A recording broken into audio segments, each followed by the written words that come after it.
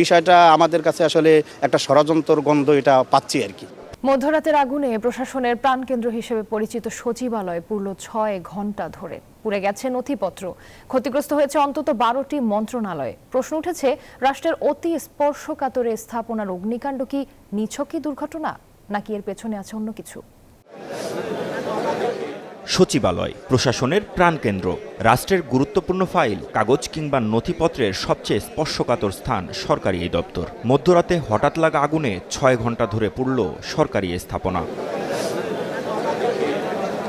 আগুন কিছুটা নিয়ন্ত্রণে আসার পর বেশ কিছু দপ্তরের ভেতরের চিত্র এটি। পুড়ে গেছে কাগজপত্র, নষ্ট হয়ে গেছে বেশিরভাগ উপকরণ।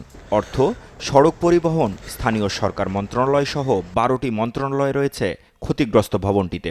কোনো রুমে কিছুই যেন অবশিষ্ট নেই। কিভাবে আগুনের সূত্রপাত, কিভাবেই বা দ্রুততা ছড়িয়ে পড়ল, নানাজন বিশ্লেষণ করছেন নানাভাবে। কিন্তু এটা তো দুঃখজনক, এটা ৩ জায়গা লাগান খুব কষ্টকর।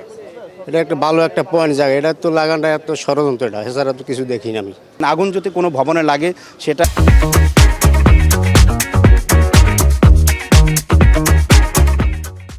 এক জায়গাতে লাগলে ওই জায়গায় হবে, কিন্তু এখানে ৩ জায়গা থেকে আগুন। বিষয়টা আমাদের কাছে আসলে একটা ষড়যন্ত্র গন্ধ এটা পাচ্ছি আর কি। প্রশ্ন উঠেছে, রাষ্ট্রের এমন স্পর্শকাতর স্থাপনায় এই আগুন কি নিছক দুর্ঘটনা? এরকম একটা জায়গা বা এরকম সেন্সিটিভ জায়গার মধ্যে এরকম একটা আগুন লাগা, এটা খুব একটা কঠিন বিষয়। তো এটা সুষ্ঠু তদন্ত হওয়া উচিত। 3টা স্থলে আগুন লাগছে, আপনারা দেখতে পাচ্ছেন না, 1, 2, 3 জায়গায়।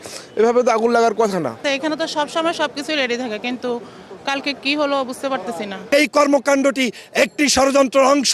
তারা চায় বাংলাদেশে অশান্তি তৈরি করতে। বিষয়টিকে সন্দেহের বাইরে রাখছেন না সরকারের উপদেষ্টারাও। এত সুরক্ষিত জায়গায় এরকম আগুন লেগেছে, সেটা আমাদের সবাইকে তো উদ্বিগ্ন করেছে। তো আশা করছি যে পূর্ণাঙ্গ তদন্তের পরে এটা অতি দ্রুত এটার জানা যাবে, সবাই আমরা বুঝতে পারবো যে কেন এই আগুনটা কিভাবে হয়েছে। ঘটনার কারণ অনুসন্ধানে এরই মধ্যে কাজ শুরু করেছে উচ্চ পর্যায়ের তদন্ত কমিটি। মাহমুদ হাসান, নিউজ 24, ঢাকা।